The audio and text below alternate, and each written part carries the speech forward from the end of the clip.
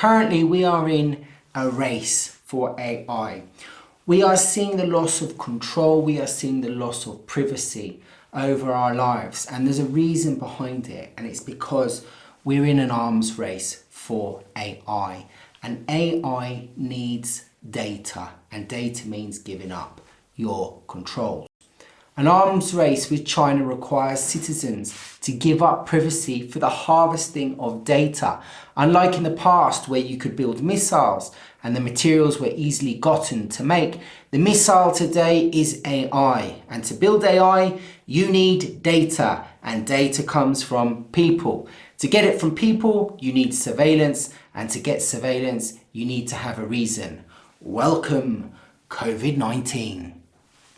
Whether or not COVID-19, pandemics, future pandemics are created or not created by humans, whether they are leaked on purpose or not, all you can say is that when you have a pandemic, it is used in order to get control over people, to apply applications and to give up freedoms, to collect data, and that data is going to AI. And there's a very big reason behind all of this, because whoever controls AI controls the world. And so we're seeing a massive war, a hidden war between the USA and China. Western way of life is an intrinsic obstacle to the development of AI because it is based on liberty and democracy. Surveillance is the opposite. To increase surveillance, the Western way of life needs to be slowly eroded. Welcome COVID-19. Structural changes. The Western way of life has structures in it that define it. This is part of our culture. Universities, hundreds of years old, are still in existence to teach today. Those structures define us as people, and we enjoy receiving the legacy of our forefathers. In the name of security and defense against a threat, which is China, because we always need a threat, because we always need to be at war, because war always creates technology and control and dominance over the people. The structure of society must change to have a technological edge over China. While the US still leads in the creation stage of AI and related technologies, it lags behind China in the adoption stage due to structural factors. Creation, followed by adoption, followed by iteration are the three phases of the life cycle of technology. There's no point creating the technology like America if it's not implemented. China implements the technology. China can implement the technology because the government doesn't allow the people to have the same freedoms as the West. So the people are more receptive to it.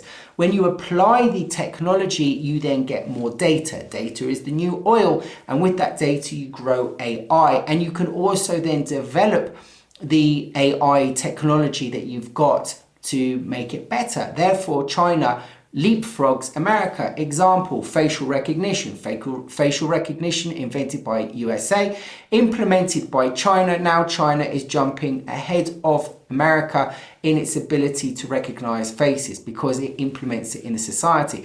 If America wants to have the same level of capacity with the technology it creates, it needs to implement it, and it can't because of the structural changes. Therefore, it needs to erode structural changes, and that is what is happening, especially through COVID.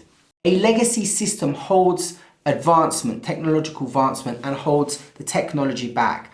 Legacy systems are our culture, the manifestation of the history of our country and the way things work today. They annoy structural factors. The American Western people want to have a 5-day week and to relax at the weekend.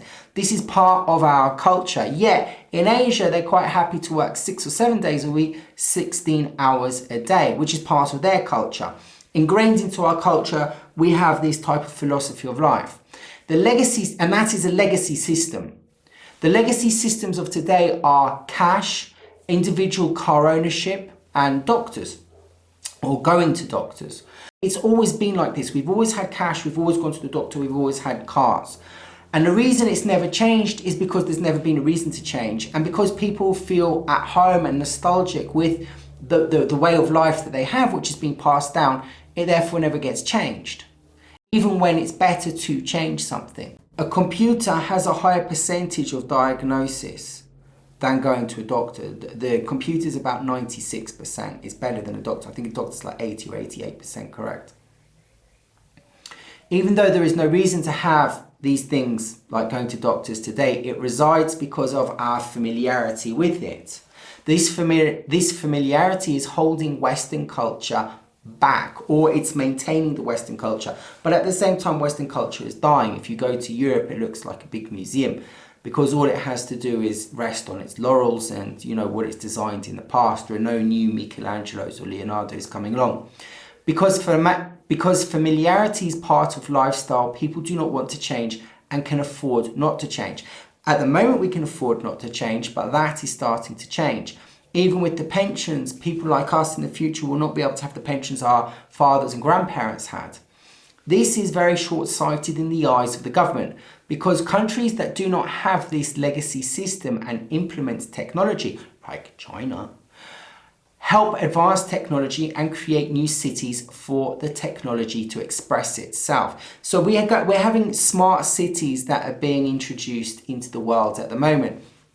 These smart cities need AI to run on, and a smart city has nothing to do with the old museum-like cities of the past, like London or Florence or Rome or Paris, which have all this nostalgia to them, but all they are tourist attractions. And if you want to go into the future, we need to create different cities, or we need to get rid of that legacy system within those cities that we have. So we need to basically change culturally. We're asking to be told to change culturally. Welcome COVID-19, because it changes all the way that you interact with people, changes the business, changes economy, changes lifestyle, changes travel, changes everything that we've been used to.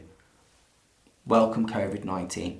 Change. Before COVID-19, officials were asking for change. However, this was falling on deaf ears because there was no reason to change. The threat of AI is a distant threat, but it's coming very quickly to us. 2030 is the date that they're saying, and no one knows what is going to happen, as it is the first threat of this type in the history of humanity, if you believe in evolution. It is also not a threat like a war, that with history we know what might happen. Only visionaries envision the world of tomorrow. The proposals for change are being carried out through the response to COVID-19.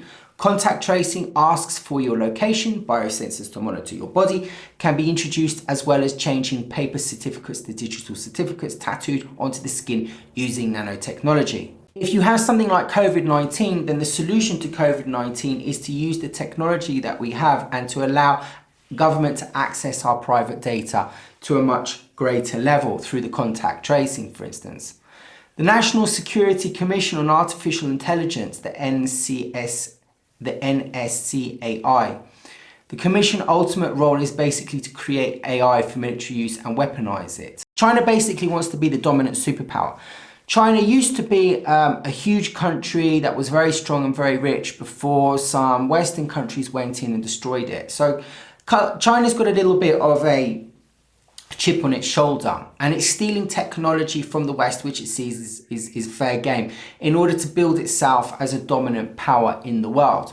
The problem with the West and China is that China is coming from a place of poverty, and Europe has been resting on its laurels for a very long time, and it's been in stages of a lot of richness, especially in the last 500 years. And so what we have, we don't want to give up. But what China has had in the last 500 years, it's quite happy to give up. And that means that China will be able to leapfrog ahead, because while we hold on to all of our democracy, which has been built up in the last 500 years, that democracy is holding us back, because democracy believes in freedom of speech, it believes in privacy, it believes in freedom to go where you want. China, because of its totalitarian government, can make huge, massive changes and tell the population what to do. The Chinese government telling the population what to do then records what the population are doing. And that is data information. They're harvesting data information.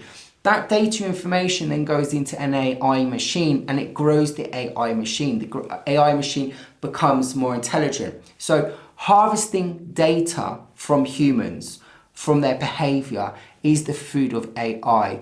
AI is the future, and whoever understands and owns AI will basically run the world. They will become the most powerful country in the world. Having the technology and not using it. There are three things to AI. It's creation, its use, and its iteration. So America creates most of this technology, like, for instance, facial recognition, but it can't implement this onto the people.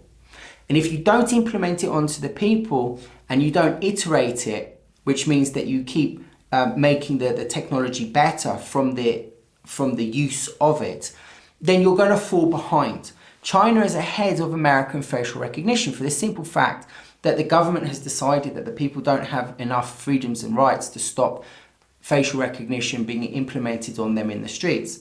In order for America then to become or get to the same level as China, it needs to implement facial technology onto its people. And therefore, the government needs to erode civil liberties for that to happen. But you can't just erode civil liberties. You need to have a reason. And the reasons can be war. So for instance, if America sees China jumping ahead too far technologically and taking its place on the podium, America can start a war with China. Once you've got military action, then everyone goes into the army, then lots of rights get taken away, then you can go and do experiments on the soldiers, you can put martial law down, or you can have a pandemic or a reason in order to implement facial recognition onto people. So for instance, a pandemic like COVID-19, you can find out who's breaking curfew, you can find out who's had a digital certificate or vaccination, who hasn't had the vaccination, and who's going out. You can then monitor, because facial recognition doesn't stop with facial recognition, it goes on to looking at the heat of the body. So you can say, well, we've got a pandemic, we need to register everyone's temperature, and anyone that's got a temperature above the normal could potentially have this disease, so we need to know who it is, and then recognizing their face, we can then call them and ask them to self-quarantine or to go and get a test. So the COVID-19 allows all of this erosion of privacy to disappear and new laws to be implemented, which can help America to sustain its place alongside China as on the cutting edge of technology. One of the other problems with America and China's different ideology is military and civil fusion. In America, whenever your rights get taken away, everyone goes crazy and says, no, you can't take my rights away.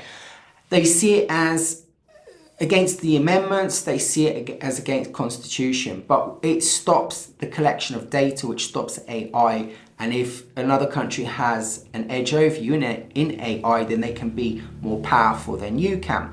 So China asks the companies, the private sector, to give them all of their technology in order to push China along as one large, huge unit. So private sector technology gets implemented into the military technology, whereas in the West, apparently, or so they say, it's kept apart.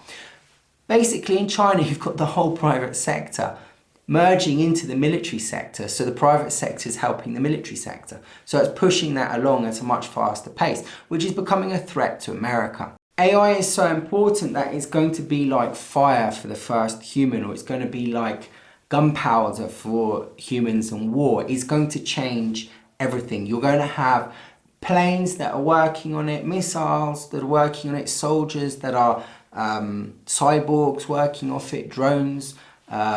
Everything is going to be working off it. So the better the AI, then the better chances you have of winning. And if China is using, and if in order to get better AI, you need to use it, and China is using it and America's not, America needs to find a reason to use it. Smart cities as well. Smart cities, I don't think are for us. I think they're for the children of tomorrow. I think they're for the biologically enhanced people of 2030. I think the smart cities are actually farms. That what they're doing is they're trying to push everyone into the city, take everyone out of the country and put everyone into the city. And they're creating all of these very complex situations for humans to live in, much like a laboratory, testing and putting pressures onto humans to see how they're going to react. with all of that reaction and all of these pressures and all of the ways that humans are behaving, you're getting more and more and more data, new diseases, different ways people go out, different ways people find partners, different sexual activities, different working habits, different travel habits. So you put them into a very confined space, and then you watch them, and then you get that data. That data feeds into the AI. The AI becomes more powerful. With more power, you become the ruling dominant force in the world. So they need smart cities, and they need people into these smart cities. And in order to manage and to monitor those people, you need to have more surveillance. In order to have more surveillance, you need to take away control. Smart cities are going to be places where you have everything taken away from you. That is why we are entering into a stage of like gender fluidity. On television, you've got people that are having sex in Big Brother. People that aren't porn stars are going on to national television having sex with other people. They're being watched, and we're conditioning people to familiarize themselves with this. You've also got Apple, which listens into people having sex with Siri, I think it is. And this is all being farmed. This is all data that's being farmed. They want people to have less and less privacy. So they know who you're going out with. They know what your hormones are when you meet certain types of people. They want to know your sexual habits. They want to know how your body reacts to different men and different women in different positions and power and ages and sexuality, so that they can understand, so that they can really understand who you are. And with that information, then they can go and control you, or they can go and develop a new race of people and modify those people on the information that they have. The new type of person that they're going to start creating is not going to be a sexual person. It's not going to be a gender person. It's going to be a sterile person, and they're going to grow humans out of that. They've already got the technology to do it, and they're already growing animals in these plastic bags in laboratories. And as we're seeing, humans are getting more and more weaker with the pollution that's going into the food. They're getting more mental problems. They're having more issues. The sperm count's going down. There's more infertility. There's more autism in people. There's more mental problems. So what they'll do is they'll just develop a human that doesn't have those issues, because the smart city is not our natural habitat. Our natural habitat is the country. So what they want to do is they'll give us drugs in order for us to manage being in the smart city, the medical drugs, and farm the information off us to build a much better model of ourselves. Smarter cities provide a fertile platform for technology to thrive. Because of terrorism, nations want safer cities, which means more control, more surveillance, more technology. Extreme urban density creates an on-demand consumer market, requiring more technology and reliance on it to manage their lives in these cities, like shopping, delivery, and ride sharing. To make these cities work, there must be more control, more surveillance, more data, and more machines.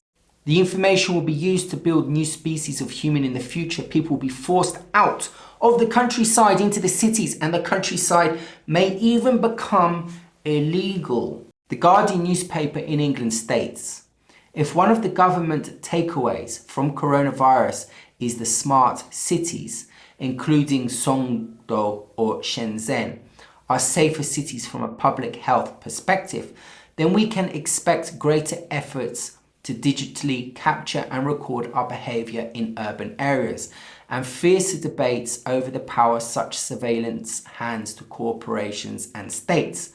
There have also been reports that assert that typical cities are woefully unprepared to face pandemics compared to smart cities. The smart city will also be able to help medicine and the public health, because if a citizen in the city becomes ill, then automatically the city will know where it's come from, who you've been in contact with, where you've been, and it will monitor everyone else. For the sake of public safety, for the sake of public health, if there are pandemics, and pandemics are the best way to take away your freedoms and to put controls onto people, the safe city, the smart city, will instantly be able to see where the pandemics come from. If you can keep people in a level of fear of pandemics, then you can always keep them in control. In order to delete these legacy systems and install more surveillance, the NSCAI calls for more explicit government support and involvement as a means to speed up the adoption of the system in the US. This will increase AI and allow AI training. Chinese people can see that AI is going to be the future, and Chinese people want to be involved in that. So Chinese people are very happy for governments to work with private sector and take their personal information in order to advance the country. Whereas in the West, the people don't want to do that. So the government has to do that illegally. And they can do that through things like PRISM, which is what Snowden said.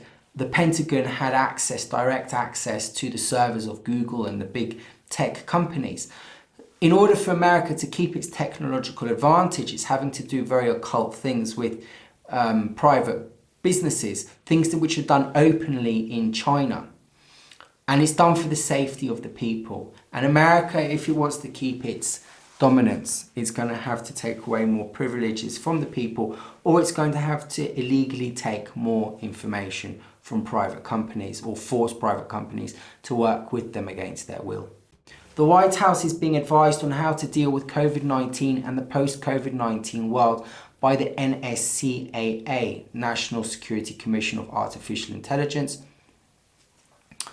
by such persons as Silicon Valley, military companies, Microsoft, Amazon, Google, Lockheed Martin, Oracle, companies that are intimately involved in the implementation of the contact tracing coronavirus surveillance system, mass surveillance.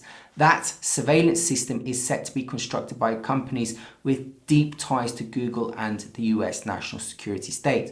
On one hand, we see the Chinese people simply happy to see tech firms form with governments working together, and in the West the relationship is more occulted but very prevalent. Opportunity in COVID-19. It is worth asking if those who share the NSCAI's vision, which is the National Security Commission Artificial Intelligence, saw the coronavirus pandemic early on as an opportunity to make the structural changes it had deemed essential to countering China's lead in the mass adoption of AI-driven technologies, especially considering that many of the changes in the May 2009 documents are now quickly taking place under the guise of combating the coronavirus.